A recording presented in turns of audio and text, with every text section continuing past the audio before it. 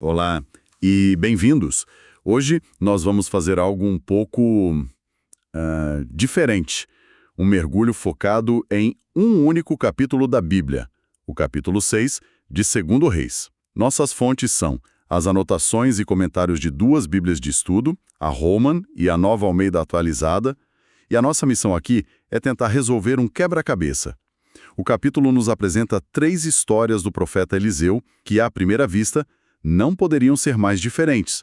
A gente começa com algo que parece saído de um conto de fadas, um machado que flutua. Exato, e é uma mudança de cenários impressionante. A gente sai de um problema super cotidiano, quase doméstico, e de repente tá no meio de uma operação de espionagem militar. E quando você acha que entendeu o ritmo, o capítulo termina com uma crise humanitária terrível dentro de uma cidade sitiada. A pergunta que fica martelando é: qual é a linha que costura tudo isso? O que um machado flutuante tem a ver com guerra e fome? É o Rio Jordão, cada um corta uma viga e a gente constrói um lugar novo. Eliseu topa e vai junto. E aí acontece o acidente de trabalho. Um dos homens está lá cortando a madeira e de repente o ferro do machado escapa do cabo e, ploft, cai no rio. A reação dele é de pânico total. Ele grita: "Ai, meu senhor! O machado era emprestado." E esse detalhe, era emprestado, muda tudo, né? Não é só a perda de uma ferramenta, que já seria cara e difícil de repor. Existe um peso extra de responsabilidade, de uma dívida com outra pessoa. A gente sente a angústia dele. E a reação de Eliseu é o que me chama a atenção. Ele não faz um grande espetáculo. Nenhuma grande oração, nenhum show. Ele simplesmente pergunta: onde caiu? O homem aponta o lugar, Eliseu corta um galho, joga na água e o ferro do machado, contra todas as leis da física, começa a flutuar. Isso é surpreendente. Em meio a histórias de guerras e grandes dramas nacionais que a gente vê nesse livro, a primeira história que temos aqui é sobre uma ferramenta perdida. O que isso nos diz sobre a hierarquia de problemas aos olhos de Deus? Essa é a chave. As fontes chamam isso de milagre de testemunho. A ideia não é quebrar as leis da natureza por quebrar. É uma demonstração de poder divino, mas numa escala muito íntima e pessoal. A mensagem é que Deus, através do profeta, está atento às preocupações cotidianas, sabe? As pequenas ansiedades que nos tiram sono. O fato de um machado ser emprestado só intensifica isso. O milagre não foi para a multidão, foi para aquele homem no meio da sua aflição específica. É um sinal de cuidado no micro. Entendi. É como se a história estabelecesse uma base. O poder divino opera nos detalhes, nas preocupações que parecem insignificantes. Mas logo em seguida, o zoom da câmera se afasta. E muito. Saímos do machado perdido e caímos direto numa questão de segurança nacional. E que questão! O rei da Síria está em guerra com Israel. Ele monta suas estratégias, planeja emboscadas, mas dá tudo errado. Toda vez que ele arma uma cilada num ponto A, o rei de Israel, de alguma forma, é avisado e desvia suas tropas. Isso acontece repetidamente, a ponto de o rei sírio ficar paranoico. Totalmente compreensível. Ele reúne seus generais e diz: "Alguém aqui é um espião. Quem está vazando meus planos para o inimigo?" É a única explicação lógica, certo? Exato. Só que um dos seus servos chega com uma informação que muda tudo. Ele diz: "Não, majestade, não há um traidor entre nós. O problema é Eliseu, o profeta em Israel. Ele conta ao rei de Israel até as palavras que o Senhor sussurra no seu quarto." Imagina ouvir isso.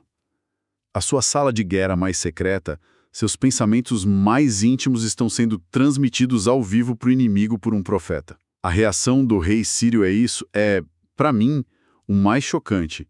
Ele não manda um assassino, não manda uma equipe de captura. Não, ele manda um exército inteiro, com cavalos, carros de guerra, uma força massiva para cercar a pequena cidade de Dotã durante a noite. Tudo isso para pegar um único homem. Você descreveria como desproporcional?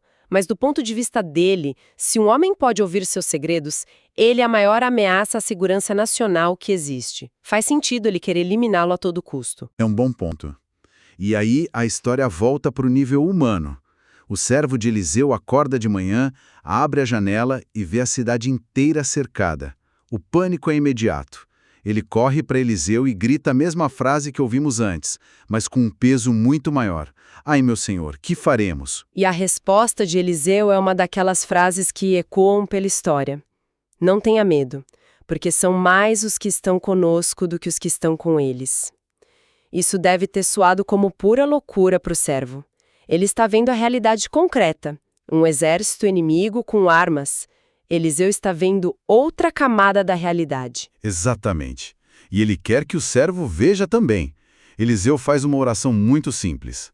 Senhor, peço-te que abra os olhos dele para que veja.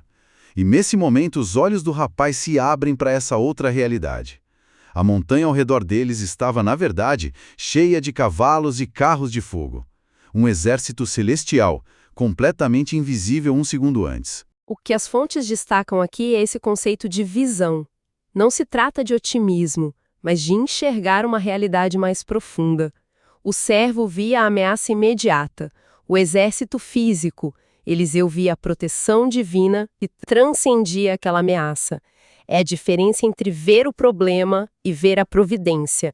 E a ironia da história continua de uma forma brilhante. Continua mesmo. Porque quando o exército sírio avança, Eliseu ora de novo, mas dessa vez ele pede para que eles sejam feridos de cegueira. Mas não é uma cegueira literal, certo? Não. As notas explicam que é mais uma confusão mental, uma desorientação. Eles olham para as coisas e não reconhecem. Olham para as pessoas e não sabem quem são. E no meio desse caos, quem aparece para ser o guia turístico deles? O próprio Eliseu, o alvo número 1 da operação. Ele chega e fala, basicamente, pessoal, vocês erraram o endereço. A cidade e o homem que vocês procuram não são aqui. Me sigam que eu levo vocês até ele. É quase cômico se não fosse tão tenso. E ele guia o exército inimigo inteiro até o coração da capital de Israel, Samaria. Só quando eles estão lá dentro, cercados, é que Eliseu ora novamente e os olhos deles se abrem. Imagina o choque. Eles percebem que caíram numa armadilha perfeita. O rei de Israel, ao ver isso, fica eufórico. A vitória caiu no colo dele. Ele pergunta a Eliseu super empolgado. Meu pai, devo matá-los, devo matá-los. Ele está pronto para o massacre. E a gente espera que Eliseu diga sim, mas a resposta dele vira o jogo completamente. Ele diz ao rei para não matar prisioneiros que ele não capturou por mérito próprio, e vai além. Ele ordena, dê a eles comida e água. Ofereça-lhes um grande banquete e depois mande-os para casa. Essa estratégia é genial. Pense no impacto psicológico. Esse exército veio para matar e destruir. Em vez disso, eles são desarmados sem uma única gota de sangue, levados para a capital inimiga. Em vez de serem executados, são tratados como convidados de honra. O texto diz que o resultado foi que as tropas da Síria não tornaram a entrar na terra de Israel por um bom tempo. Foi uma vitória total, alcançada não pela espada, mas por um ato de poder e misericórdia tão avassalador que desmoralizou completamente o inimigo. Uma paz conquistada pela graça. É um desfecho incrível. Mas essa paz, como a gente descobre, é temporária. O capítulo dá outra virada de 180 graus e nos joga no cenário mais sombrio até agora. Algum tempo depois, o mesmo rei sírio, Ben-Hadad, volta com tudo e sitia Samaria. E um cerco prolongado era uma tática de guerra terrível. Você corta todos os suprimentos e espera a cidade morrer de fome. E a fome em Samaria atinge níveis inimagináveis. A economia interna da cidade entra em colapso de uma forma grotesca. Os detalhes que o texto dá são de embrulhar o estômago. Uma cabeça de jumento, que é um animal impuro e com quase nada de carne, valia 80 peças de prata. E um punhado de esterco de pombas, que as fontes sugerem que talvez tivesse grãos não digeridos, ou pudesse ser usado como combustível, valia 5 peças de prata. São preços absurdos por coisas que são essencialmente lixo. Isso mostra o nível do desespero. E é nesse inferno que a gente encontra o rei de Israel de novo. Ele está andando pelo muro da cidade e uma mulher grita por ajuda. A primeira resposta dele é de um homem que já desistiu. Se o Senhor não te ajuda, como eu vou te ajudar? Mas ela insiste e conta uma história, é uma das cenas mais difíceis de ler. É horrível. Ela conta que fez um pacto com outra mulher para sobreviver. O acordo era: hoje a gente come o meu filho e amanhã a gente come o seu. Ela continua: então, cozinhamos o meu filho e o comemos. Mas quando chegou a vez dela, ela escondeu o filho. O rei, ao ouvir isso, desaba. Ele rasga as roupas reais, um sinal público de luto e horror. E quando ele faz isso, todos veem que por baixo ele já estava vestindo um pano de saco, que era um símbolo de penitência ou luto profundo. A dor dele é real. Ele não está indiferente ao sofrimento do povo. Mas a dor dele transborda de um jeito totalmente errado. Em vez de se voltar para Deus, de buscar a causa daquela calamidade, ele procura um alvo. Ele canaliza toda a raiva e frustração na única pessoa que ele pode culpar: o profeta. Ele faz um juramento: que Deus me castigue se a cabeça de Eliseu, filho de Safate, continuar sobre os ombros dele até o fim do dia. Eram consequências diretas da desobediência do povo e da liderança. A dor do rei é genuína, mas a resposta dele é atacar o representante de Deus, em vez de confrontar a própria falha. Ele quer silenciar a voz que o lembra da verdadeira causa do problema. E o capítulo termina num suspense eletrizante.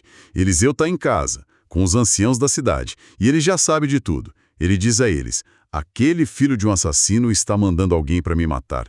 Quando o mensageiro chegar, tranquem a porta e não o deixem entrar. E ele acrescenta uma coisa: porque logo atrás dele vêm os passos do próprio rei. Ou seja, o rei está vindo pessoalmente. O confronto é iminente. Exatamente. O mensageiro chega e com ele vem a mensagem do rei, que encerra o capítulo. É uma declaração de desesperança total. O rei manda dizer: este mal vem do Senhor, porque eu esperaria mais alguma coisa do Senhor. É o fundo do poço. Ele está dizendo: a culpa é de Deus, não há mais salvação, não há mais esperança, acabou. E com essa frase no ar, o capítulo 6 termina. Um final de tirar o fôlego, que deixa a gente pendurado, esperando para ver o que acontece a seguir. Certo, vamos tentar amarrar isso tudo. Passamos de um machado para um exército invisível, para uma cidade à beira do colapso total. O que conecta essas três histórias tão díspares? Você mencionou a ideia de visão no começo. Parece que esse é mesmo o fio condutor. Eu acredito que sim. Na primeira história, temos a visão do cuidado de Deus nos mínimos detalhes, algo que exige fé para enxergar. Na segunda, é um contraste literal. A visão física do servo, que só vê o perigo, contra a visão espiritual de Eliseu, que vê a proteção divina que já estava lá. E na terceira história, temos a falha trágica da visão. O rei de Israel está tão cego pelo desespero e pela dor que não consegue ver nada além. Sua visão está turva. Ele só consegue enxergar um culpado em Eliseu e uma fonte de maldade em Deus. Ele perdeu completamente a capacidade de ver qualquer possibilidade de redenção ou livramento. Exatamente.